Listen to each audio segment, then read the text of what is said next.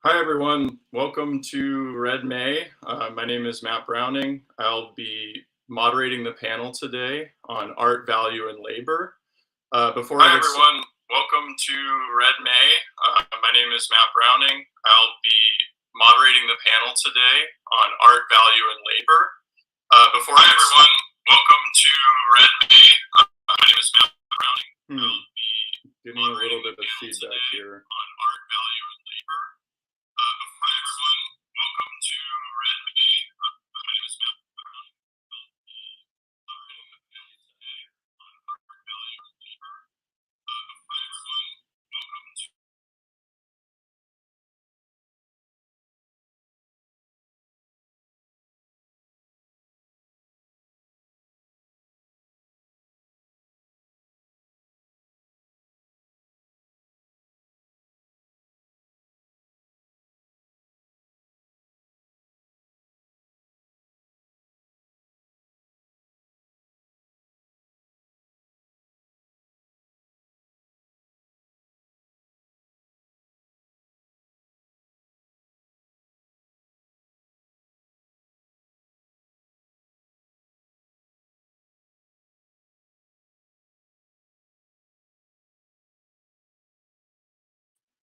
Okay, I did have it open through Google Chrome, or I did have the YouTube open backstage in another browser. So sorry about that infinite echo there.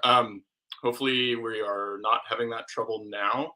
My name is Matt. I'm the moderator for the panel Art, Value, and Labor. And before I get started with introductions for our panelists, I want to quickly introduce Red May for those of you who may not have attended the session so far this May. Red May is a month-long spree of red arts, red theory, and red politics based in Seattle, Washington, but we have been gathering over Zoom for the past couple of years. When we gather in Seattle, we gather in bookstores, movie theaters, parks, bars, cafes, alleys, and auditoriums to share in discussion and plot ways forward toward a world in common, a world beyond capitalism. While we will continue our annual collective hurdle over the wire for our capitalist horizon, now you can join us throughout the other 11 months of the year. Please subscribe to our YouTube channel, view our YouTube archives, and learn more about segments like the Social Movements Lab with Michael Hart and Sandra Mazadra. Listen to our new podcast, Cinder Block, featuring issues, interviews, discussions, and stories about the world-making and world-breaking potential of life in late capitalism. We've done all this so far through volunteer effort, donations, throwing everything on a credit card, and hoping for the best. But times change. Pandemics beat the hell out of you. And now we hope you'll join us to keep Red May moving forward into the future. So if you'd like to donate to Red May, please go to our GoFundMe. The name of our GoFundMe is Fan the Flames of Red May 2022. You can find a link to our GoFundMe through the Red May website, redmayseattle.org. Other speakers and panelists that are coming up over the next few days include a panel this coming Monday, tomorrow, at 11 a.m. Pacific time, titled The Price of Slavery. And this is featuring Nick Nesbitt, Stephanie Smallwood, Susan Buck-Morris, and Josh Over.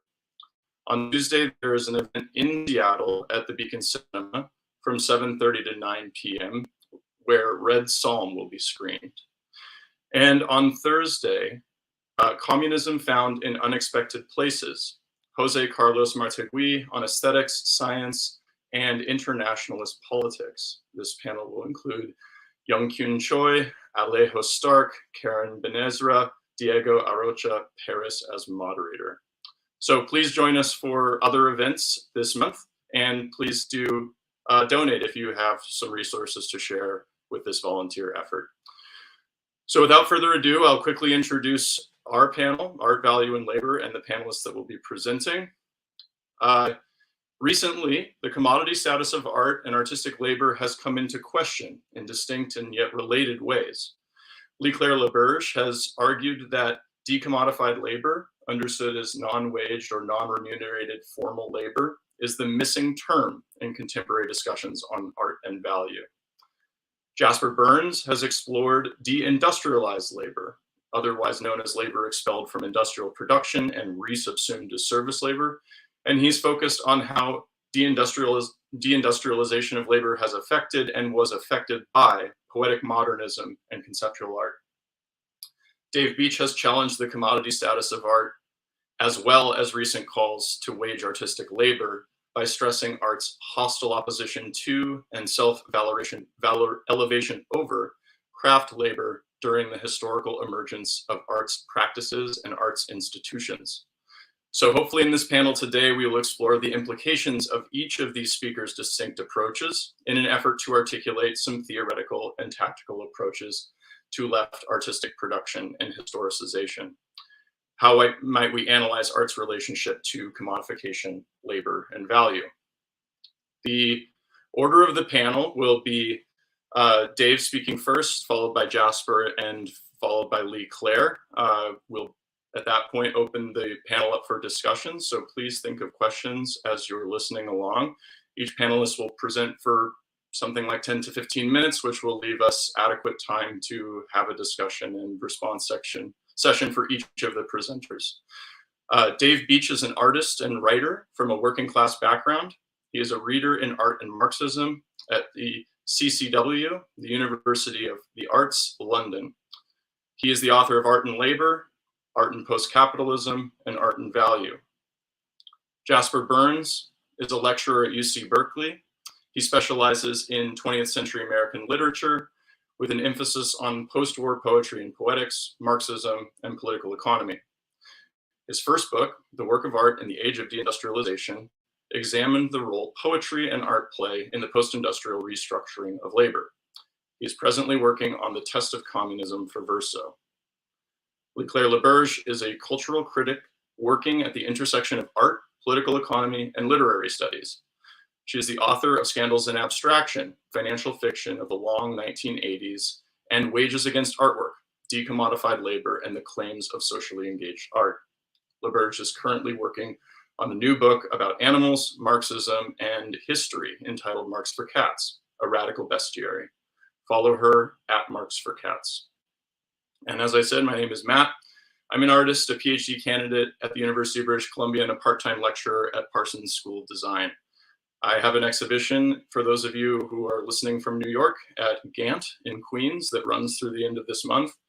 And I approach this panel as an artist first and foremost. And so I look to these theorists of art, one of whom is an artist as well, for guidance for artistic practice and ways to imagine how my artistic practice might respond to their theoretical interventions into the field. So hopefully the discussion will include not only questions of analysis, historicization, conceptualization, but also the relay between practice and theorization. Okay, so without further ado, let's go to our first presenter, Dave Beech. Okay, thanks, Matt, and thanks, Red May. I've not got a paper. I've been thinking about this as an announcement. All right, so I'm kind of I just feel like there's something I need to say about my approach to these questions, and as Matt said, you know, I'm an artist, and so I don't feel like I'm an expert, or I'm not even a kind of professional writer. I write only because I get tested by the things that people write about art, and when I'm vexed, I write. Anyway, so I wanted to kind of explain something. So here's my announcement. I can be too literal. On more than one occasion at a conference or a seminar, I've taken a question literally, and the chair or another panel member has had to explain to the audience that I wasn't being dumb. I was, in fact, making a polemical point by being excessively literal. I wasn't being polemical. I was simply taking things literally, very literally, and this somehow makes me seem dumb. Let me give you a few examples. During a discussion about art's commodification, in which I had argued that artistic production has not passed through the historical process of commodification. The proof of this is that artists had not become wage labourers. An audience member pointed out that artists like Tracey Emin had turned herself into a commodity. I responded by saying human commodities are slaves, and Emin is not a slave. She's not turned herself into a slave. She was not owned by a slave owner, and therefore the argument that the commodification of artworks has to be replaced with the idea of the commodification of artists is the substitution of one error for another. So as well as being literal, I can be blunt. At an HM conference in London, my claim that artists had not been turned into wage labourers was challenged by a leading German art writer saying that most artists are in fact wage labourers, working in universities as studio assistants or with jobs in pubs and shops and other places. I replied, artists with second jobs are not paid to be artists. Some artists receive a stipend, or their dealers spread their share of sales in monthly instalments, but this is not a wage. And studio assistants, who actually are paid a wage to make someone else's art, are not paid as artists. They would only be waged artists if they were paid a wage to make their own art. I was accused at this point of pulling some kind of trick to prove something that is false. I couldn't take this accusation seriously because, as far as I was concerned, what I said was literally true. It would be fine to say that many artists are also wage labourers, but this is quite different from the claim that artists are wage labourers.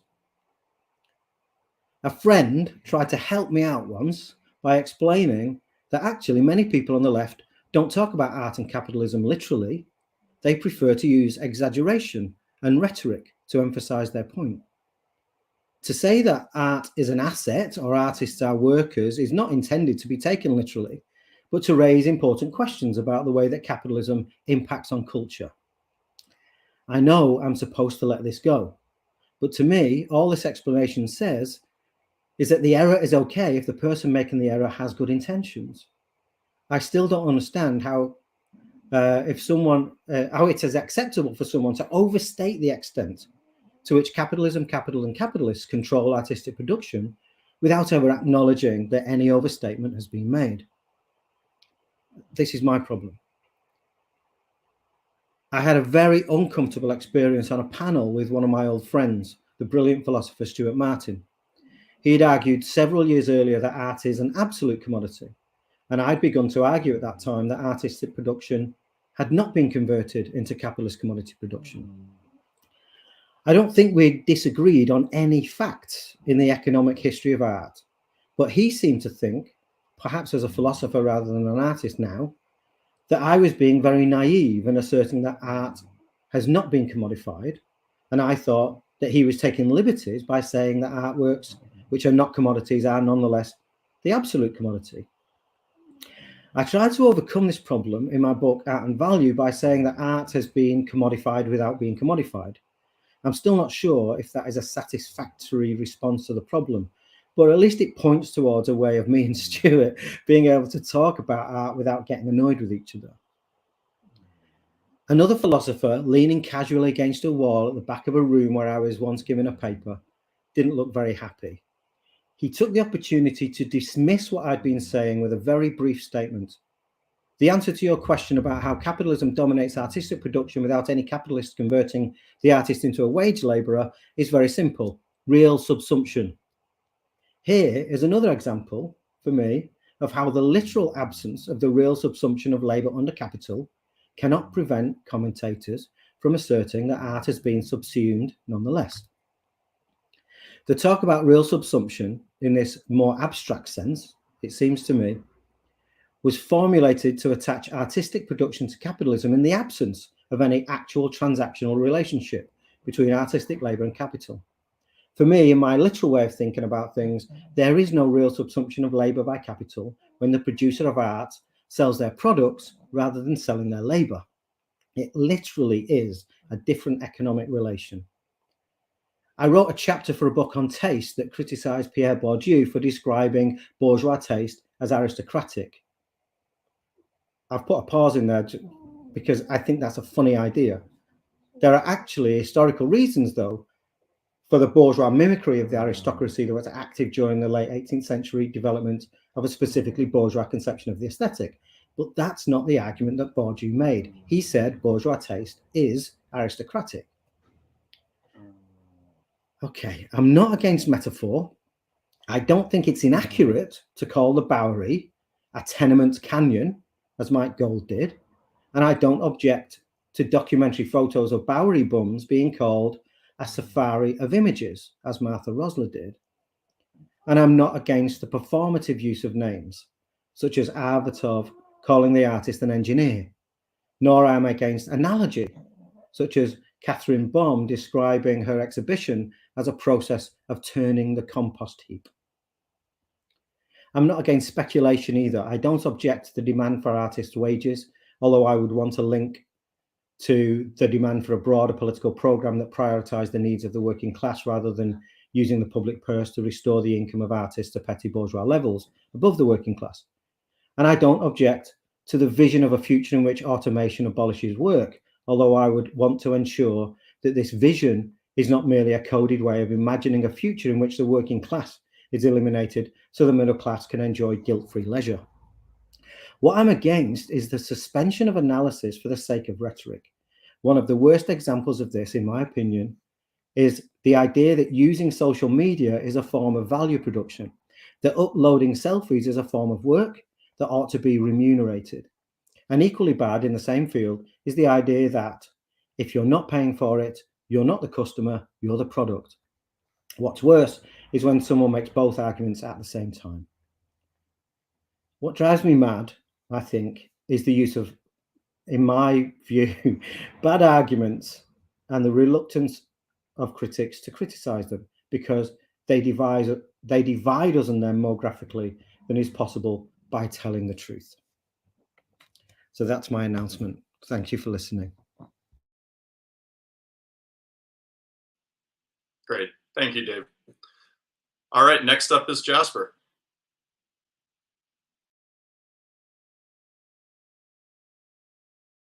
Thanks everyone on the other side of the screen for coming to hear all of us talk about art and labor and value this morning. It's a great honor to be here and also to finally, I think, meet, if this could be said, to be called a meeting. Dave Beech, whose work who we just heard about, and I've always found it to be quite fascinating, and I'm not at all surprised to find that I'm beaten in the category of beard and hair, glasses, and shirt, and even background, I believe, by Dave's whole presence, and I really agree. I really agree with everything that we just heard, and I think that what Dave Beech has described as art's exceptionalism and its hostility, its exceptionalism to capitalist production, and its hostility to it is a really important thing to understand. And then if we're going to talk clearly and precisely about things like value, wage labor, price in the realm of art, and if we are going to apply the terms of Karl Marx's critique of political economy to art, we need to do so correctly. And doing so, would require recognizing that art markets and the production of art don't work like the kind of model of capitalism that we find in Capital Volume 1. There are many ways in which, as a commodity, art is not a capitalist commodity. Even in many of the, even when it appears to be so, if you kind of look and you're very precise and careful in thinking about how value and labor and price is working, it turns out to be something different. And when it comes to specifying that difference and being able to talk clearly about the ways in which art both is and is not capitalist, then this is where I guess I had some kind of sort of minor disagreements with some of Dave Beech's work, and it really comes down to kind of a question of terminology. So what I wanted to point out is that there's a difference between the production of commodities and capitalist production of commodities. That's to say that the existence of commodities and commodification does not make it something capitalist. And being able to distinguish between those two kinds of things, I think, helps solve some of the kinds of problems and conundrums that the book introduced, and sometimes I think not resolved helpfully and clearly. And this, has to do, I think, with the kind of how powerful Dave Beech's literalness is. But I think that if we can be not just literal, but also a bit more precise in terms of using the terminology that we already have in Karl Marx's mature political economy, then we can actually get even further in being able to specify art's exceptionality, and not just its exceptionality, but also its heteronomy, because it's not just about defining the ways in which art isn't capitalist, it's about defining the ways in which art is also kind of dominated by capitalism, because that's what all of these metaphors and these kinds of bad analogies are trying to get at. They're trying to articulate the ways in which art is subsumed by this kind of heteronymous power, but it's subsumed in a way that, if you read some of the best aesthetic theory, which is to say Adorno's, it's clear that kind of that the subsumption by the heteronomy of capital is the source of art's autonomy. And so there's this kind of dialectic of autonomy and heteronomy that is at the heart of the whole unfolding of the story of art. And so I think that's just kind of prefatory. I also didn't really write much and have not had the time to prepare for this due to some kind of pressing family matters, but I did just kind of take the time this morning to set down a few thoughts that are related to some of the work that I've done on this topic and in general. So on just some sort of theses on the relationship between art and value. It seems to me that we can say that the art object, objet d'art, is both, in one way, the apotheosis of the commodity form. We see in art objects these kinds of hyper commodities, these things that are just like, they're just so much like a commodity, that the commodity of commodities, right? These kinds of, objects that take on strange powers and abilities and kind of metaphysical charms. In some way, that's a lot of what art is. So, sometimes art is like the most commodity ever, but then also sometimes art is also kind of an image of the overcoming of commodity. And I think that gets at both the kind of exceptionality of art and also its domination by a capitalist world, which is not to say it's subsumption as capitalist production, because Dave Beech is right, it's not capitalist production. So as worked matter, the making of art can't but help become a symbol of social making in general. And this is kind of the argument of the book that I wrote, The Work of Art in the Age of Deindustrialization. So either it's an image of kind of alienated labor of all the forms in which people work, or it's a kind of promise of an unalienated form of labor. And I think it's often both. Or it's a triumph of kind of mastery and skill. It can be also that. Or it's a kind of simple effluent of the kind of de-skilled process of labor. So in as much as labor can be many things, so can art. And I think that that's one of the great things that kind of Beech has helped point it out to us, and also building on the work of people like John Roberts. And I think I've tried to develop this terrain, think about the relationship between art and labor, in particular processes of skill and de-skilling and reskilling that are part of the unfolding story of the transformation of labor in the 20th and 21st century. So that's what, my main argument in The Work of Art in the Age of Deindustrialization is that we can historicize art and literature by attending to the transformation of the labor process. Contemporary art is a reflection of processes of de-skilling, deindustrialization, post-industrialization, service labor, entrepreneurialization, etc., and the list could go on. In the sense that the art object is a meta commodity, it is perhaps not surprising then that the art world becomes a place for inquiry into the nature of price, value, labor. So sort of experiments in these things. And I think this is something that Leigh Claire La Berge has talked about really in interesting ways, how that art can be a place where that kind of very idea of what is value producing, what is a commodity, can kind of be tested in these questions like, do animals produce value? What is labor? What is value? And so there's, the whole history of kind of art that sort of questions its status as value, as wage labor, from Duchamp to Yves Klein to Dan Graham to Maria Eichhorn to Andrea Fraser, and that's just a partial list. We've been given many images of art object or art service as abstracted price signal, bearer of value, or value contract. One could tell a story from these examples, a story that would connect to economic history, to financial history, to the history of the stock market.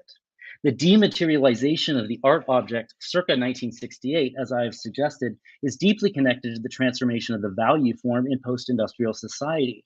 Feminization of labor, the rise of service work, de-skilled clerical work, an ambient entrepreneurialism, a renewed ethos of craft, small batch and skill process, bizarre new forms of valuation, and the possibility of direct labor on and with value, the death of the labor movement, etc. All of these things need to be kind of understood as part of the story of art over the last 50 years.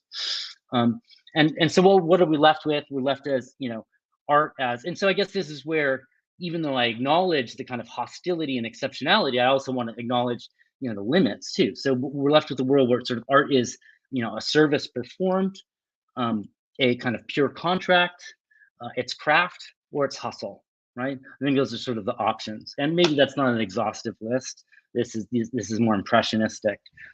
But each of these are, capable of producing art that I think is good, that is interesting, and even has, value. But is there something special, I guess, about art as such? And what do I even mean by art, right? As opposed to, say, theater, opera, poetry, novels, punk rock, or graffiti? Am I talking about something specific to kind of gallery art, the art you see in museums? And I think yes. And I'd like to say what that is. Without getting too caught up in definitions, art is defined as a general thing, this big capital A art, as a common property possessed by all the arts, because it is defined by the communist movement as something to be destroyed, abolished, and overcome. And so I would argue that the avant-garde and modernism are thus two faces of a singular process that makes art, capital A art, as such cognizable, but only as something that needs to be destroyed. That's to say, just as Marx says that it's only because of capitalism that we can see labor as a thing, as a singular thing that all societies possess. In the same way, it's only because of the avant-garde's kind of will to destroy art that we come to conceive of art as a singular thing. And of course, it isn't, because it's only a set of things that have to be destroyed. And that's, this kind of horizon of the abolition of art appears only with the great revolutionary upsurges. And in some ways, the story of the avant-garde and modernism can be told as a story of 1917 and 1968, of twin moments in which the abolition of art was truly posed. The failure of that project of abolition, the abolition of art, was to say also the abolition of capitalism and the production of communism, determines the entirety of art now. After 1968, all art is failed communism, right? And it's, in this sense, the fact that, art allied itself with a revolutionary movement that then failed is kind of determinative. And this is one of the reasons why a lot of art sucks. And I think that we can identify all of the ways in which art sucks and fails to be good after 68 with the failure of communism, and all of the good in art when it does appear with the prospect of communism, which is to say, the overcoming of art. Perhaps it is banal or obvious or simply silly to pick on NFTs here, right? But I'm going to do it, and I admit I don't even know a lot about the technical details here, or crypto, and I don't need to, because an NFT is art as the abolition of art, of aesthetic value, and its transubstantiation into value as such. And it's not really different than any other kind of thing we've seen in the art world or in gambling. It's connected to a kind of process that's unfolding. It's really not as unique except for the code, but that's not really determinative. Technically, none of it is new except the code. And fundamentally, the forms of value are the same as the kinds of things that have been at work in art markets and gambling markets for quite some time. And if we could be specific about it, then we would actually be able to see these resemblances, but it would take a lot of work. An NFT is Wall Street's version of the abolition of art. Not just de-skilling, but a complete evacuation of the whole system of valuation in art and its subordination, but nothing but the market. But NFTs obviously are also symptoms of underlying economic processes. There would be no crypto, no NFTs without this kind of neo-monetarist world in which we live in, without the pandemic, and without the kind of torrents of trillions of dollars of cash that has been pumped into the economy over the last couple of years. And we have to understand that as the ultimate source of this kind of cultural phenomenon. And that's also, I think, partly why the art itself is so uninteresting, banal, and commonplace, because it's this kind of, it gives up this idea that not just anyone can be rich, but any art can be good. And I think that's the kind of fantasy. And so, I think that if we wanted to go further, we would have to think about how the role that this cultural product produced by torrents of money pumped into the economy by the Fed and the Treasury, what is that doing? What is the sound that makes? Well, I think it's the sound of inflation. And what is inflation? But inflation is a kind of rising price signal. And it's a sign for everyone, and particularly to the working class and people who depend upon labor to hustle, to get back to work, to grind, to work harder, right? Because everything's getting more expensive. And also there's like money on the table to be had. And so, I think that in some way, that's a way in which we can use price and value to historicize art. And that's where I'll end today. Thanks. Great, thanks very much, Jasper. Okay, last but not least, Leigh Claire, take it away. Okay. First of all, it's nice to meet you, Dave and Matt and Jasper. But I'm just so happy to be on a panel with you both, because I've learned so much from your work for so many years. So I'm really excited to have this discussion. And I think that my remarks might follow from both of yours in the sense of trying to specify a kind of method, but also specify what it means to talk empirically versus metaphorically about terms like capital, value, price, labor, wage, so on and so forth. So I'll just do a sort of brief overview of the argument that I made in my book that came out a few years ago called Wages Against Artwork, Decommodified Labor and the Claims of Socially Engaged Art. And the book really explores a particular moment in art. And that's the sort of post 2007, 2008 to maybe 2018 production of what's called social practice art, mostly in the US, that has its own genealogy, sort of coming out of an idea of social aesthetics or socially engaged art. But I'll call it social practice. And the argument that I want to make is really particular to thinking about how we as critics look at this work in this present. So this is also an argument about periodization. And this is also an argument about the kind of specificity that needs to be made at the level of mode, at the level of medium, to be able to make the kind of arguments that both Jasper and Dave are talking about. How do you make an argument about the relationship between capitalism, capital C, and art, capital A? So the book explores how we theorize contemporary art practiced by social practice artists. And this art, it's been very common in New York City, and certainly in biennials, certainly in galleries and museums. I finished writing this book in 2016. So I think it'll also be interesting to think about what kind of future this art has if we accept the argument that I want to make about this. But to give you some examples, Thomas Hirschhorn builds a community library in the Bronx.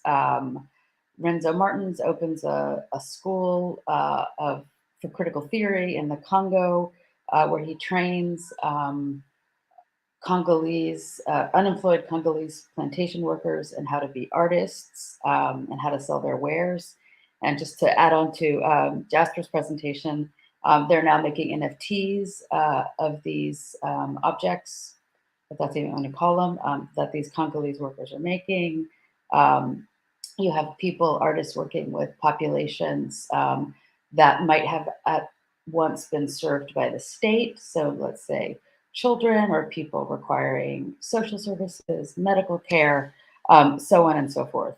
And of course, the best critics of this work, people like, I think, Claire Bishop, Shannon Jackson, Julia Bryan Wilson, have said that we should really read this kind of art as the effect of the waning of a welfare state. So without the state to do something like provide children's, learning opportunities and recreation, let's just bring an artist in to do so. One artist, Zachary Gao, brought a mobile dentistry unit to a gallery in Portland, and that was the artwork, providing dental care. But of course, one could imagine a historical moment in which dental care would be provided or accessible, and you wouldn't need an artist to do it. So, this work, this social practice work, has really been read, I think, in its relationship to state form, and particularly to the loss of welfare state functions, which in the United States were not that robust to begin with. So the claim I make in the book is different. I suggest that we look to changes in the structure of wage labor and the wage form itself as a site from which to critique this art. And to do that, we have to understand the wage and the central contradiction of its story over the past 40 years in the United States. And that's basically the slow diminishment, if not vanishing in some industries, of wages alongside the steady expansion of work itself. And the category that I introduced to manage this problematic, I call de-commodified labor. And by that, I mean formal labor that's not recompensed. So the easiest sort of example of that would be an internship. But, in the book, I track plenty of examples of that because I think we're actually justified in saying, and I feel more confident in saying this since the publication of the book, that probably the majority, and by that I mean more than 50% of work that goes on in the cultural sphere, art, film, libraries, museums, I think we have to include sports here, more than half of it, I would say, falls into this category of formal employer-employee relation, but without a wage. So my hope for the book is that this term, decommodified labor, can be used both to understand the production, the critique, the circulation, the canonization of socially engaged art in our moment, but then can also be a sort of freestanding concept for the critique and the criticism of cultural work writ large in our contemporary moment. And I think to do both of those things, the critic, in this case me, but also Dave and Jasper, I think we're talking about this, the critic really needs to be aware of when he or she or they are using the economy and the sort of set of terms and definitions that come from it thematically, right? And how it is periodized. When does capitalism start? When does it stop? When does it change? What are our periods? What are our markers for understanding moments of capitalism? When should we rely on static or formalized economic norms? And when should the economy be rendered empirical versus more broadly metaphorical? And I think that as critics, it really does matter on what level of abstraction these questions are staged. And I think that one of the things that I think I heard Dave say, but I'd be interested to talk about this more in the Q&A, is that many times critics themselves don't have an awareness of with what level and what sort of pitch of metaphoricity versus empiricism versus historicism they are themselves deploying these tropes. And once the critic has lost that as his or her sort of guiding star, it becomes very difficult to then make an argument about the status of art in relation to the economy. And I think usually what happens is these become broadly metaphorical arguments. And I think that can be very frustrating, particularly for people who are trying to think in a kind of Marxist or just even economically inflected vein about what art can tell us about capitalism, but also what capitalism can tell us about art. So the way I tried to do it in the book and the way I'll try to do it very briefly in the talk tonight is really to provide a sense of definition and history for thinking what could decommodified labor be? What could it mean? When has it arisen before in capitalism? Under what conditions? When does it increase? When does it decrease? And why? And what I try to do in the book is look at how, in the sort of wake of the 2007-2008 financial crisis, understandably, many critics were focused on financial instruments, financial techniques, financial apparatuses. I mean, I include myself here. That was my first book, was about the relationship between both postmodern literature and finance in the 1980s. But I think that one of the effects of that, which I hope now, and I think now is maybe being ameliorated, has been to turn away from questions of labor. And yet I think that, and I think that the other panelists would agree, what's so central to the capitalist mode of production is the way that workers are both free and forced to sell their labor as commodities, to sell their labor as commodified time, which the employer then has a right to. And what I started to find doing the research for this book was that in a whole host of industries and in publications ranging from things like Forbes to the Wall Street Journal, but also, to more progressive publications than The Nation, there was sort of by 2010, 2011, a kind of admission that the central conceit of wage labor, which is that the worker receives a wage for their labor time, was sort of starting to be challenged. So, for example, Forbes magazine had an article in 2014 called "Unpaid Jobs, the New Normal." So that was a sort of question. But then 2 years later, the Wall Street Journal had an article that just said the end of employees, which was no longer a question. It was just, why would you pay somebody to work if you could get them to work without a wage? So how should we sort of categorize this kind of activity? This activity where people are both free to work for whomever they want, free to get a wage or not get a wage. Yet increasingly, we know that wages have been stagnating for a good, 40 years now. Maybe there's some little change with that. I definitely think we should talk about inflation. And yet they choose to go into positions where there is no recompense. And the arts really lead the way in this, or culture sort of writ large. And so what I started to notice in socially engaged art was that artists were staging scenes in their art as their art in which no payment was possible, but payment was thematized. What would be an example of this? So for instance, people might remember the sort of huge numbers of time banks and alternative exchange networks that proliferated. This was coincident, again, unsurprisingly, with the 2007, 2008 economic crisis, but continued on after that up through Occupy.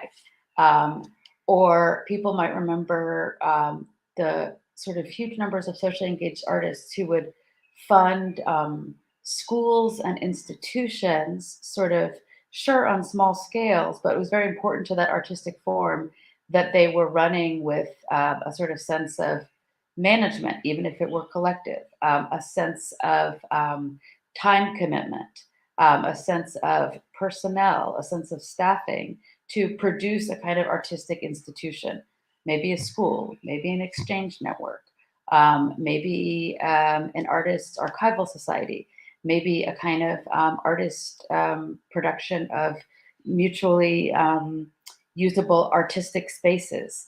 But what was so interesting to me is that they were staging these productions as the art.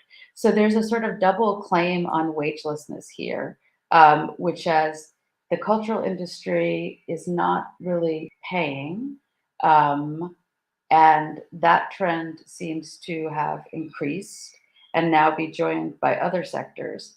And now artists are sort of staging scenes of non-payment in their artwork as their artwork.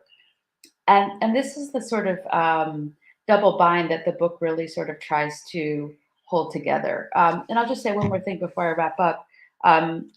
In terms of the question of metaphoricity versus literalness, or sort of abstractability versus concreteness, one of the things I try to do in the book is to show that at a very literal and concrete level, this kind of decommodified labor was both running art worlds, but also being thematized in art worlds.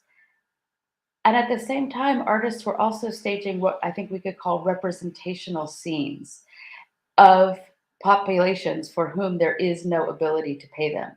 And so I have a chapter in the book on animals as artists, live animals, as not as artists, but as participants in artwork, and also small children.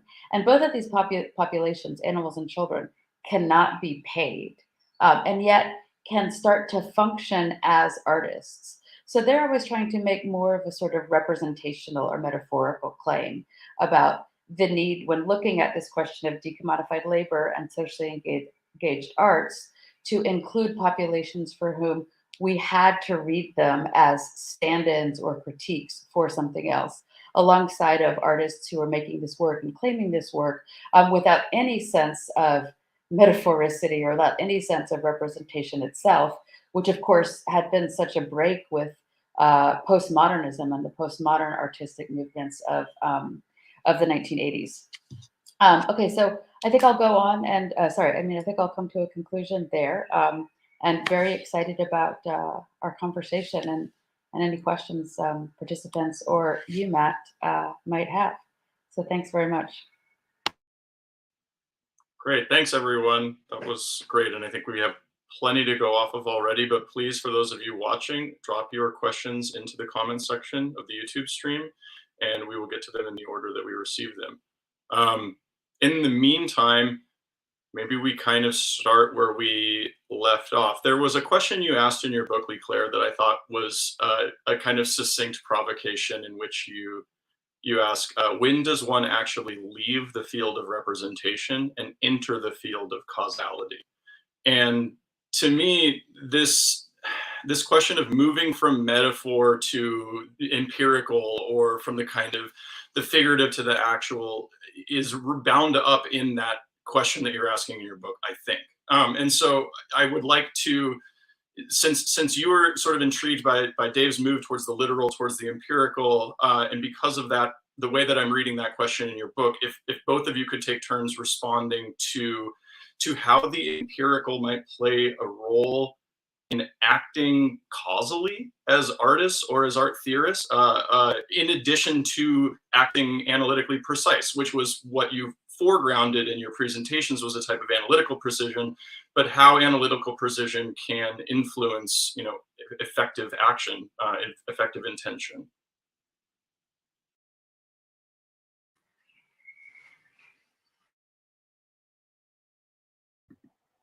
Okay, I don't have anything prepared for this kind of question, really. But I'm kind of developing a new way of thinking about these kinds of issues, I think, or new for me. In other words, that I think what I've tried to do in the past is to try to conduct my research in order to kind of I don't dig up something that is, I don't know, like real and reliable, and say, let's build it on this, And I think what's happening with my research at the moment is that I'm getting much more kind of interested in things like substitution and camouflage and costume, in the way that Marx talks about masks and costume in the 18th Brumaire. So I'm kind of looking at, for instance, how issues around labor might be a kind of mask for something else, or issues around value in art might be a way of, in a sense, deflecting some other kinds of questions and things like that. So it's not that my interest at the moment is to try and find out, like in that kind of that stupid version of Freudian analysis that you sometimes get in movies, where it's like, let's find out what's underneath all of this, and it's something to do with your mother. I'm not trying to find out. I'm not trying to identify who the mother is here. I'm trying to see how there is this kind of interplay of things that stand in for each other, and that actually, maybe whatever this mother thing is, maybe it's better that we don't talk about that and we talk about these other things instead, because we can be more articulate about those things. So I wrote the book on value, and I wrote the book on labor thinking that I was writing about the thing, and now the book that I'm working on at the moment is called Art and Class, and you'd think that class would be the thing underneath those things, but the way that I'm writing the book is that not only is class substituted by other things, but class is also a substitute for things. So I'm kind of, that's where I am with these kind of questions at the moment. I'm kind of in the thick of it, I guess. Yeah, I mean, I think that first of all, Dave, it surprises me to hear you say that, having read Art and Value. It's so interesting to read somebody's book and then meet them and hear about how their approach to writing it and how they thought they wrote it. I think for me, in that book, in the Wages Against Artwork book, and I do think for the kind of Marxist aesthetic criticism that I personally find very invigorating and rewarding, the concept has to be indexable but not empirical, or indexable but not reducible to an empirical reality, right? So my term, decommodified labor, I need to be able to show that there has been, I mean, even to say no wage growth in the United States in 40 years is almost not strong enough, is almost not enough of a critique of the incredible chasm that has opened between wages and the financial services industry and its ability to sort of claim rents on circulation. I mean, again, this is where I think Jasper's point about inflation could be really interesting for our discussion. But that truth is really the truth of my book, and the fact that artists work in that truth, and the fact that sometimes artists avow that truth. I mean, decommodified labor for me, it's not a pejorative term. It's not a negative term. It tries to be a descriptive term of analysis, right? I think for some artists in the book, the fact that they can work without wages is really liberating. I think for many others, it's incredibly constricting. So I also think that for a lot of critics, it's in this move of metaphorical, or perhaps maybe unknowing metaphorical criticism, where a kind of moral argument gets smuggled in place of an economic analytic argument. And that's something else that I try to keep distance from in producing my terms. Great.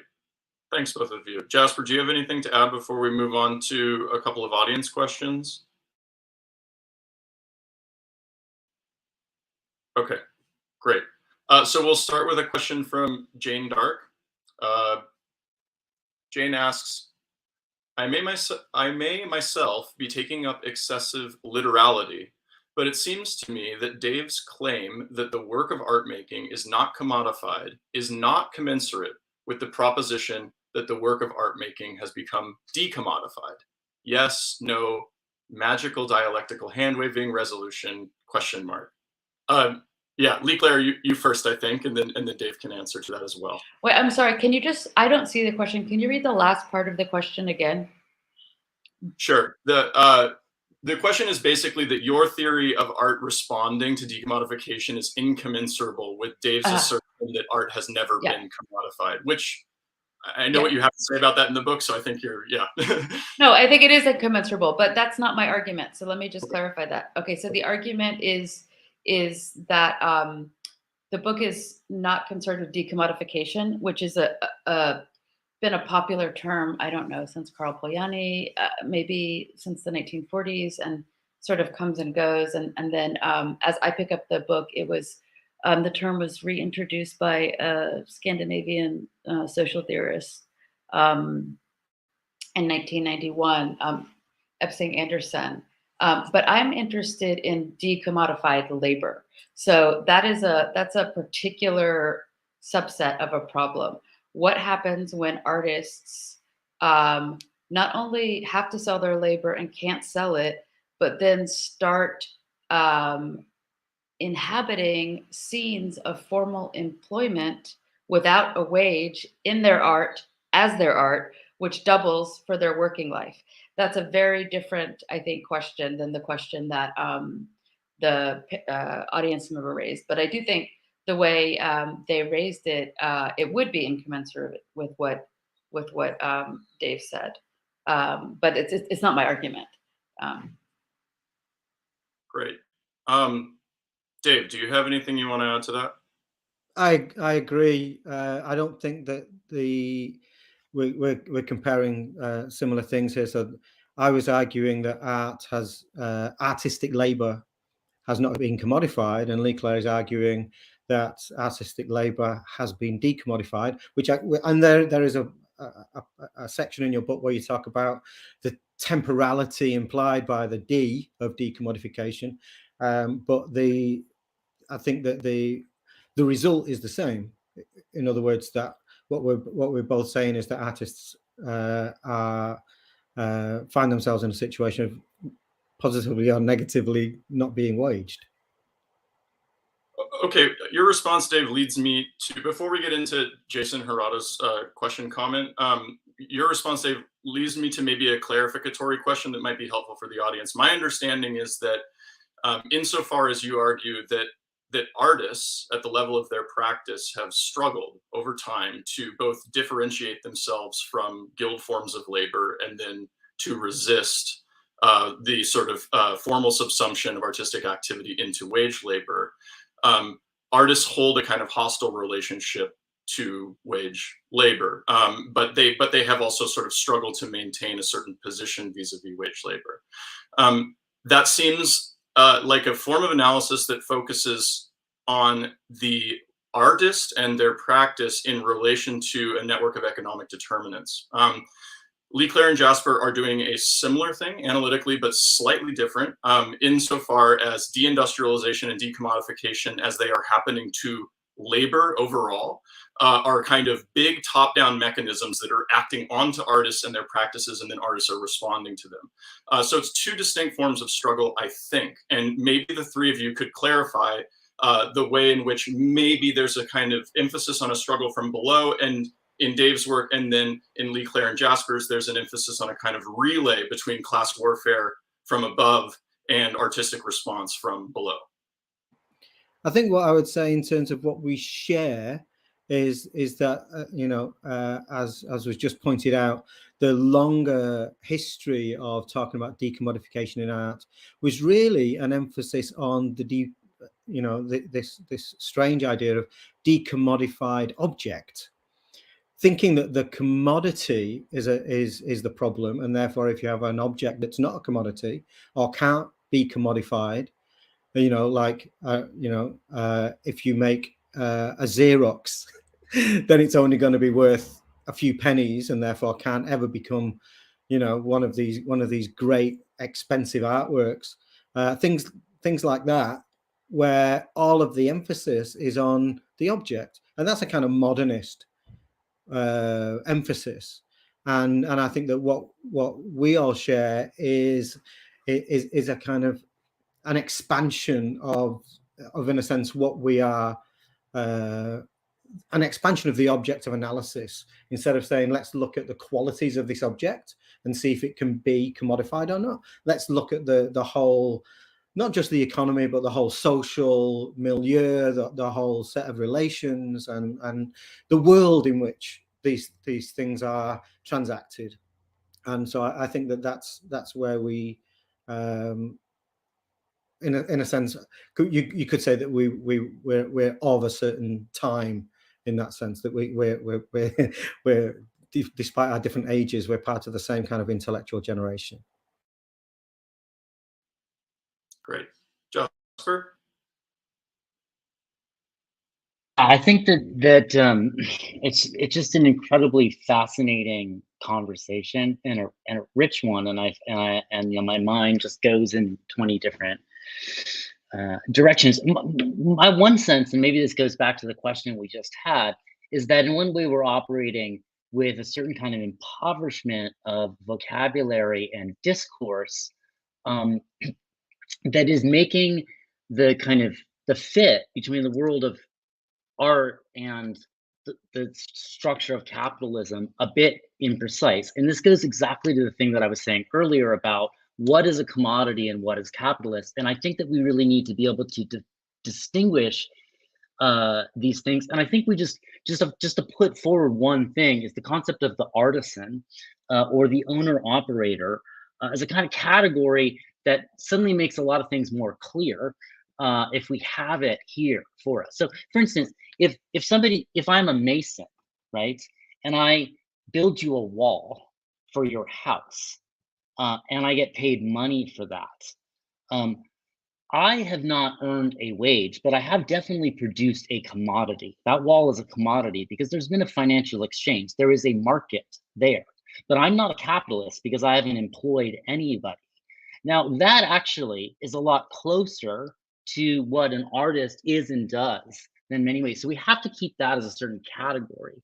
Now, in contemporary capitalism, there is a kind of neo-artisan kind of structure that emerges. I mean, if you think about the emergence, and some of this is very particular to labor law in particular countries, so that if we're talking about the United States or the UK, it's like vastly different. They don't even look anything like each other, okay? But you have forms of informality where you could say, oh, that's not a wage, but it's still labor.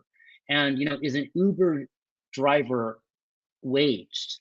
Well, I don't know. It depends on what you mean by it, and there's legal laws about that. And the thing is that an Uber driver is both like and not like somebody working at a factory, and we need to be very precise about that. And if we can get precise, we can actually get more precise about what's happening in art, because actually the contemporary artist is a lot more like an Uber driver than anything. And I just think that I like a lot of what's happening here. But if we get precise about these terms, and we get precise about what's a commodity, what is labor, what is a wage, and we open up some of the vocabulary, so we start to think about informal labor, which is a form of labor that is dominant in the world now. And it has to do with the historical condition of a kind of deindustrializing, stagnant capitalism, where people kind of hustle and they do whatever they do in order to survive. And we can say, oh yeah, they don't have wages. Well, yes, that's the way that millions of people in the world live. And that's actually a better image for the kinds of things that Leigh Claire is talking about. And so when you get people doing an activist project where you form a kind of commune to be able to like hustle and get some money, that is simply a reflection of the fundamental condition of informality in kind of in a kind of low growth capitalist condition. Of course, we'd have to be historically precise about what country, what economy, what we're talking about. But I think that we need these concepts of informal labor, the artisan, the owner operator, and we need to be able to think about what really is a wage, what really is a commodity, what really is labor, what really is capital. And we need the clarity and the precision of Marx's, mature political economy. And that would take a lot of work. And like, I'd probably want to be paid a wage or something to, do it. But the thing is that like, that is, I think, what we would need, and to just make this conversation better. Yeah. Great. Before we move on to Jason's question, Leigh Claire, do you have anything you'd like to add here? No, I think that's good. All right. So we'll move along. This is a multi-part question, so bear with me here. Jason says, and for those of you or for Jasper, Leigh Claire, and Dave, you can see these questions if you click out of the private chat and into the comments on the right in StreamYard. Oh. There's two options there, so you can follow along as I read. Okay, so Jason says, I love that Dave has started us off with an account of his personal experiences within the discourse. What capacities are being built up right now, and when do these capacities take on a transformational revolutionary interestedness? A historical example is Jacques-Louis David, a bourgeois who trained in the academy as a disinterested painter of mytho-Greco-Roman narrative, then built his capacities in terms of familiarity with Roman art and the modernist art historical method of Johann Joachim Winckelmann, and finally the politics of the French bourgeois revolution. During the revolution, he not only made interested painting, but worked as a politician and member of the National Convention. He took on a revolutionary interestedness when he was able to link his artistic practice to his political practice, and did so through the systematic study of historical forms of representation as undertook by Winckelmann. Post-revolution, he continued to serve his interests as he became court painter to Napoleon, and eventually goes into self-exile in Brussels. Thomas Crow has said that the artist is the one who observes the fray of the modern discourse and invents a way of profiting from it. T.J. Clark has called contingency the chief material of the artist in the modern age. So the question to me is in locating the bridge between the intellectualization of revolution, which is alive and well in the art world, and the interests of the individual that align them materially to that revolution. What might that bridge be? Or what are your personal experiences of that conjuncture? Leigh's recounting of the impossibility of imagining compensation for artists seems to set the stage. That may arguably be an intellectualization at this present moment, but we can imagine positions for which this is a material condition.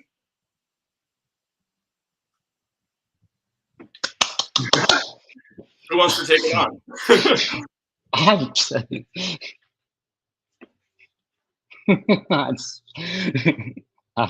Just pretty much not much left to say, is there? Print it out and read it. I don't know.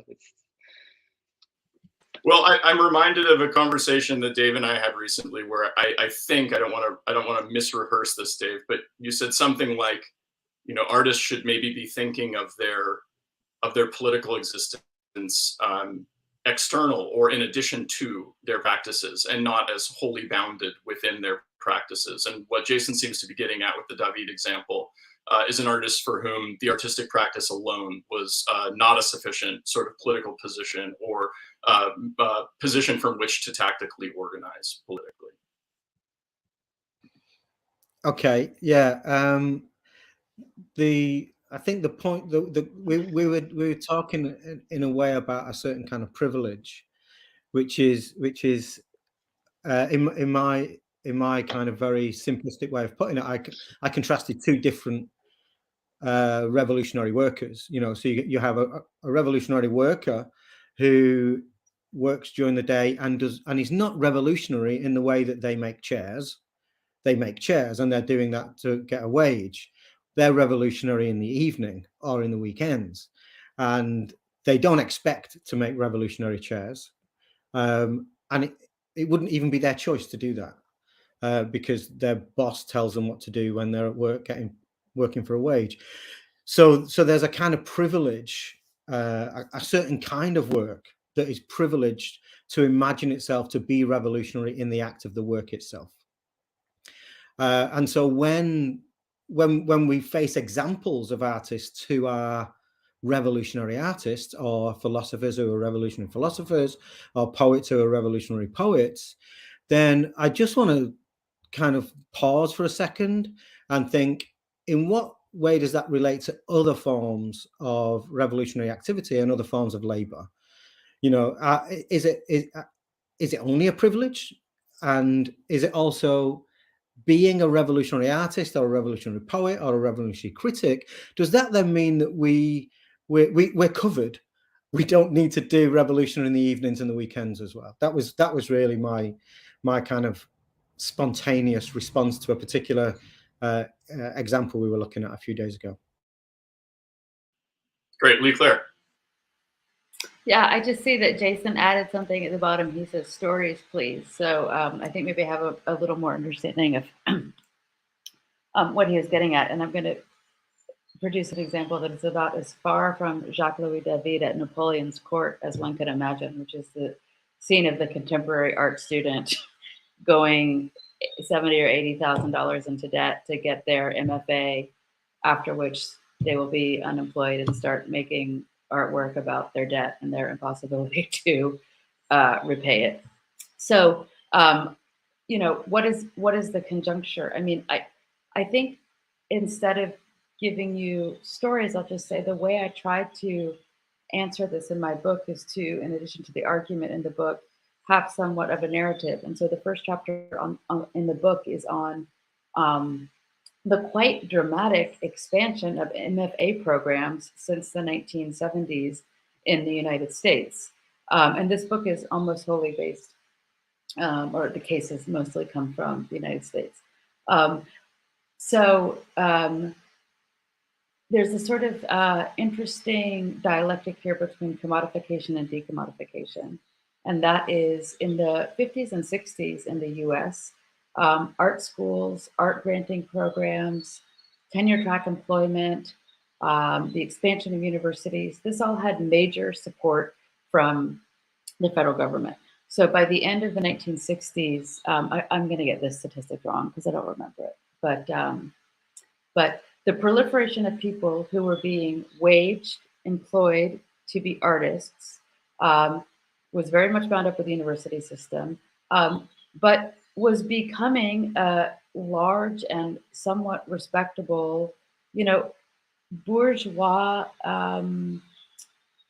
site of employment. So this is the real, another way to speak of this, the commodification of artistic labor. This is what's happening in the 1950s and 60s. By the end of the 70s, the trend has completely reversed, right? So the institutions are still there, the schools are still there, the granting programs are still there, but there's no longer a commodification of artistic labor. There's now the beginning of a sort of evacuation of the wages that were attached to that. And in their place, you get the beginning of the indebtedness of artists through art studentdom. So if we think of like what kind of, to follow up from Dave, what kind of artists can we imagine and what kind of training do they need and what kind of community do they need to be in, and when do you work as an artist, when do you work as a revolutionary, how are those combined, how are those separated? Well, what does it mean for artists' sort of political efficacy, and particularly for their efficacy around questions of the wage and wage labor, to produce artists as indebted subjects with no possibility for 99% of them of employment, right? I mean, there's something incredibly bleak about that. Maybe there's something that could be very energizing and organizing about that. It hasn't happened yet, but it's not outside the realm of possibility. But as you can see, very far from the court in 18th and 19th century France. Anyone else before we move on? I'd really quickly say that, Leigh Claire, your response highlights what I would say is maybe similarity between you and Jasper, insofar as this kind of Michael Denning wageless life, like the unwaged or the expulsion from the wage or the relative surplus population, becomes a kind of key site of organization for both of you. In a way, there's actually a recombination in your position of the lumpen proletariat and the proletariat into a kind of single revolutionary body, whereas Marx had split those into two in his analysis. In order to politicize the lumpen proletariat, you're kind of moving in the opposite direction. And so debt would obviously be one mechanism by which a person could be converted into a kind of perpetual pauper or relative surplus population or kind of wageless debt peon. We have one quick clarificatory question from Jane Dark. Jane asks, the outcome of non-wagedness may be the same in both narratives. I'm assuming this is back to Leigh Claire and Dave. But in one of the narratives, art labor had to be commodified at one point. In the other, it was never and could not have been. So can you speak to that clarification question, comment? I think I made that point in my book. Sorry, and I think I made it particularly about Dave's book. I think that Jane's question is a little bit different than the previous question. I don't know if she was the one who asked it. I don't believe so. But no, I think that in a sense, my argument and Dave's argument put us, as he said, at the end in a similar point. But they do trace a very different dialectical and institutional, as well as philosophical genealogy for arriving there. So if you read my book, I'm looking at a very discrete period of time. I'm looking at certain institutions, what they did, what they didn't do. I'm looking somewhat at how sort of contemporary interlocutors on the scene imagined what they thought they were doing and what a history of political economy could bring to bear on this. But I'm not interested in sort of political economic expositions about the status of art qua commodity for themselves. Dave, and he can correct me, really produces a genealogy of that very question, right? I mean, that's how I read his book. So I think here we really have to say, well, in a way there's a commonality, but they're really trying to trace very different sort of genealogical practices for arriving at the present, which I think is a question about method, which is really interesting. Excellent. Dave, Yeah, do you want to add? absolutely. I absolutely agree. I think we're working on, if you want to put it this way, we're working on completely different scales.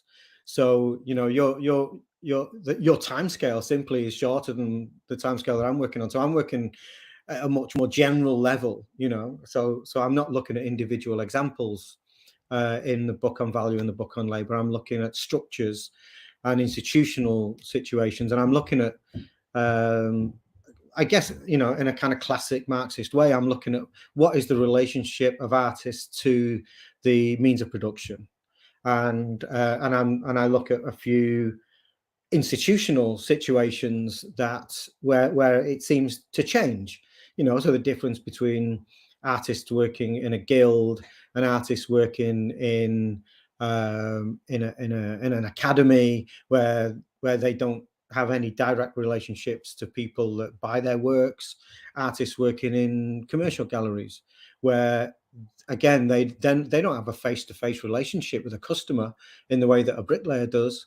They have an intermediary. So I'm just looking at those kind of structural things and seeing how artists are located and in a sense looking at those intermediaries, whether they're institutional intermediaries or individuals, to try and understand how artistic production is socially organized different from wage labor and even the owner producer, the differences there.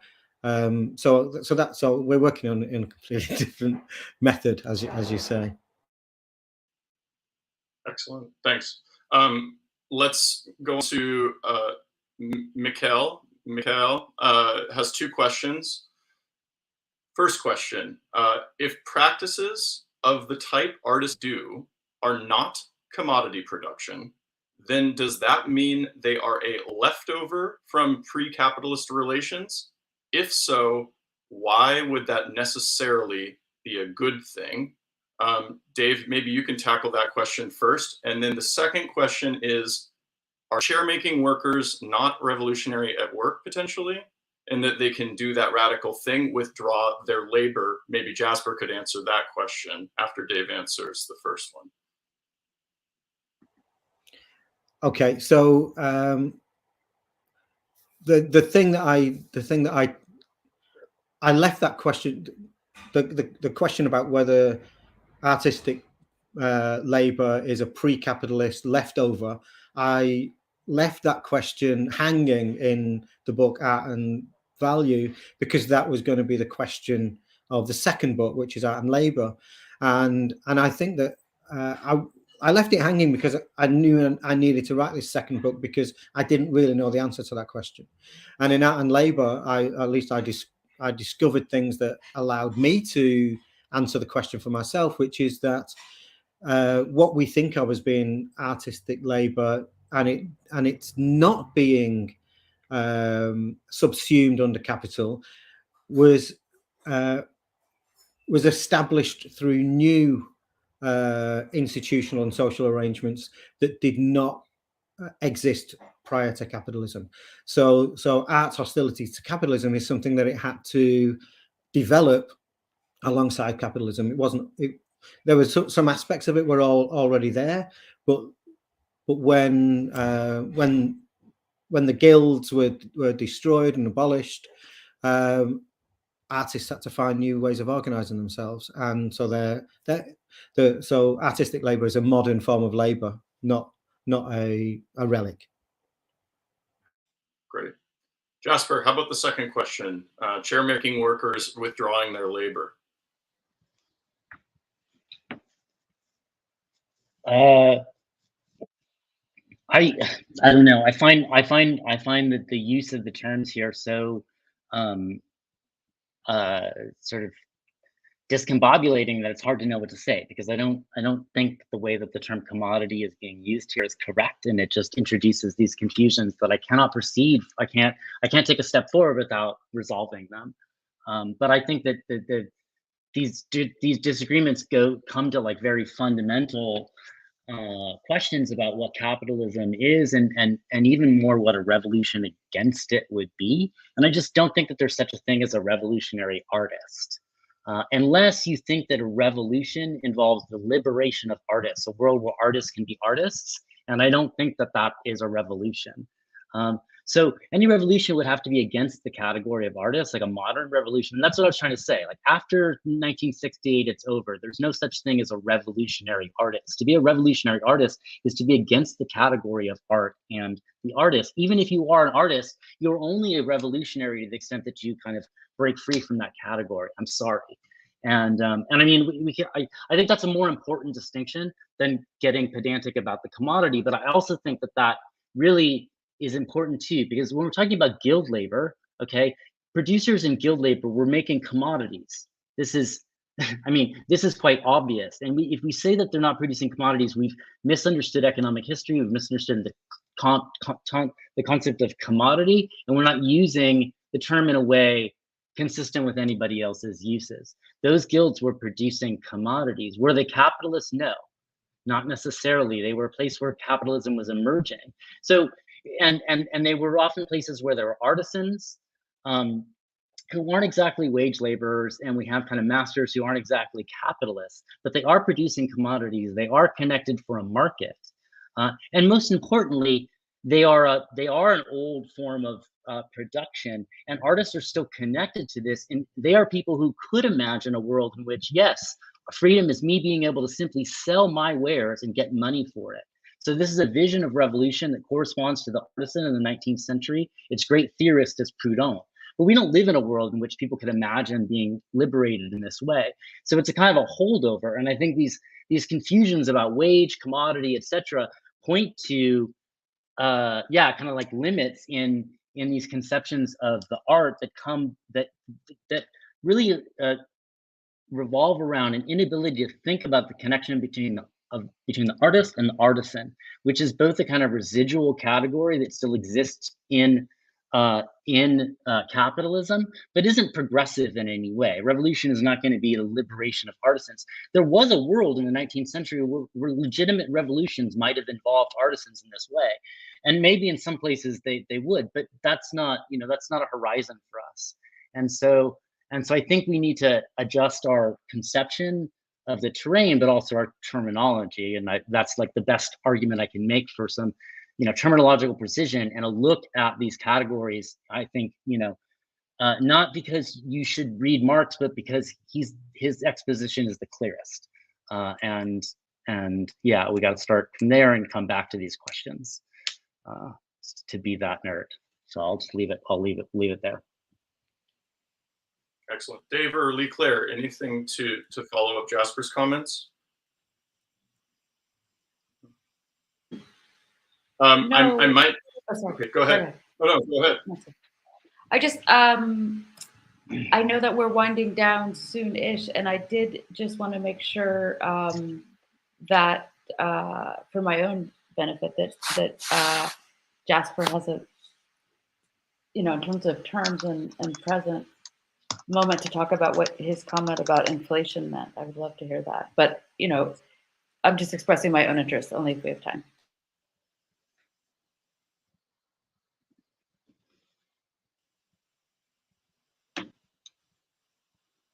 Jasper, could you speak a bit to the observations about inflation that you made during your presentation?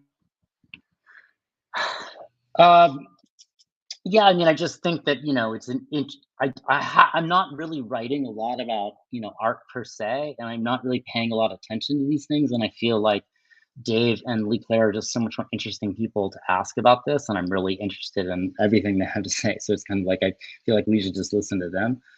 But I do think that, you know, just this observation about the relationship between, you know, between NFTs and all this money sloshing around, and I'm sure that one can see it in the art world too. I just don't really know what it looks like. And those, you know, I just haven't really been paying attention. So yeah, just kind of redirect to them. There is a comment or question made earlier by Redmade TV that I overlooked that does point out your essay, Leigh Claire, there is no more commodification, and the comment says that your essay critiques the moral dynamics of something being more or less commodified. How can we think of NFTs vis-a-vis the commodity form without moral judgment?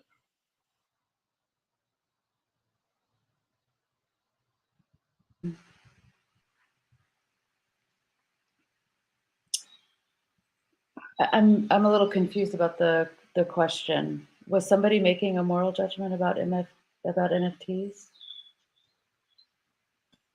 I think that this question is more related to some of the arguments that you have made in this essay. There is no more commodification, and in your book, in which there is the tendency for there to be a kind of moral subtext to saying something is or is not commodified, and that you are kind of critical of the kind of moral dimension or the that accompanies saying something is or is not commodified.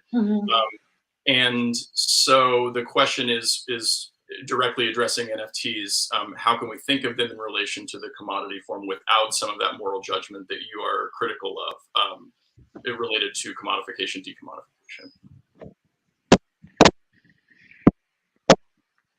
Actually, I mean, I think that I haven't written a lot about NFTs.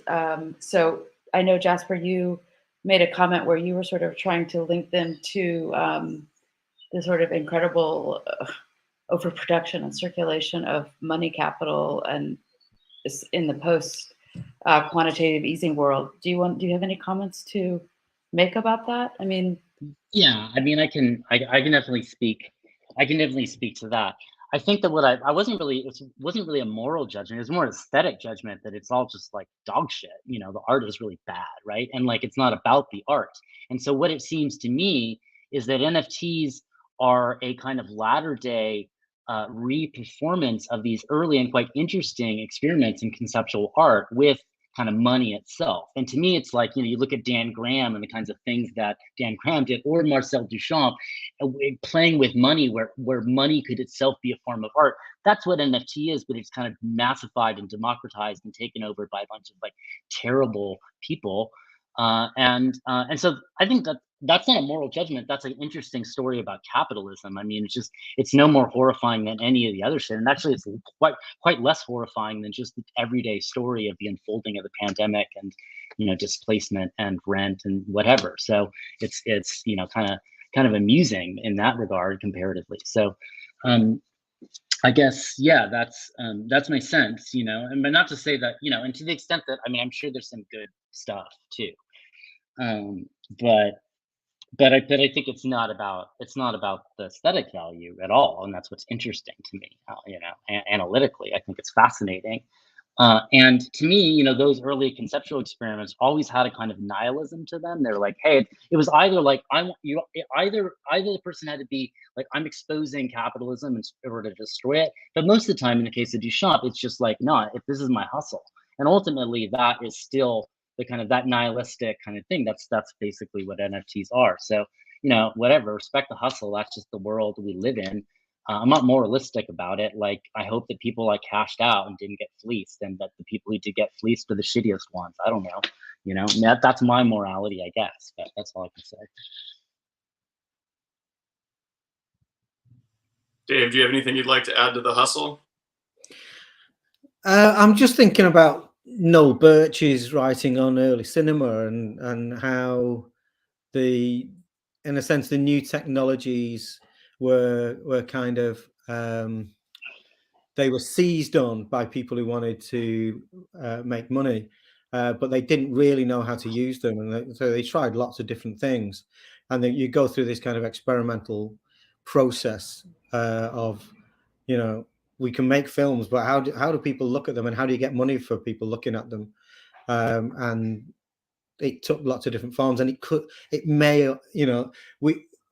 when people started writing about theorizing cinema in the 70s, it was as if cinema was this kind of fixed form, and we all watch movies in a similar kind of way.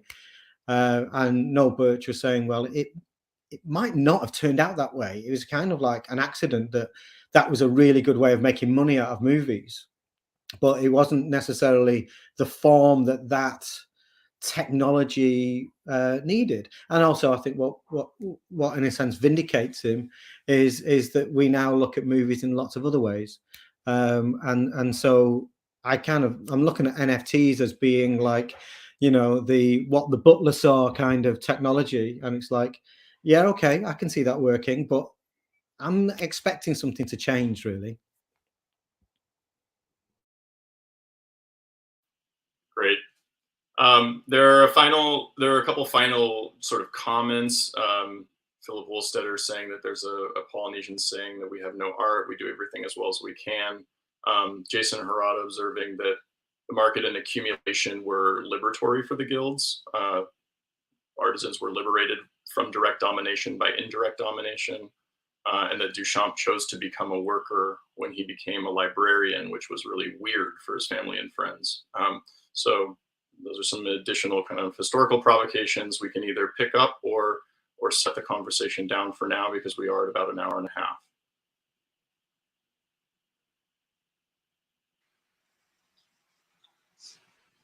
Okay. I think this was great. Yeah, I'm in Europe, so it's a late night here. Okay. All right. Yes, for those of us scattered across the coasts and the continents, let's call it a night. Thanks again, the three of you. It was really nice to have you all in a room of sorts, and to hear the kind of commonalities and solidarity that can be forged between your various positions.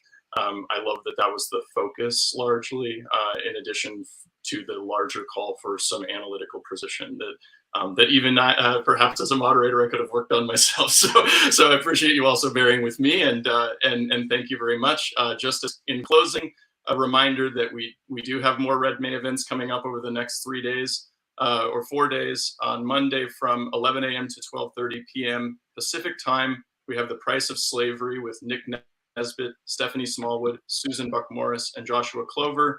On Tuesday, May 24th, we have a screening in Seattle at the Beacon Cinema from 7:30 to 9. The Red Psalm will be playing. And on Thursday, May 26th, from 11 a.m. to 12:30 p.m. Pacific time, we have Communism is Found in Unexpected Places, Jose Carlos Martegui on aesthetics, science, and international politics, with Young-Chun Choi, Alejo Stark, Karen Benezra, Diego Arocha Paris moderating. So thanks again, everyone, and hope to see you down the line this month. Take care.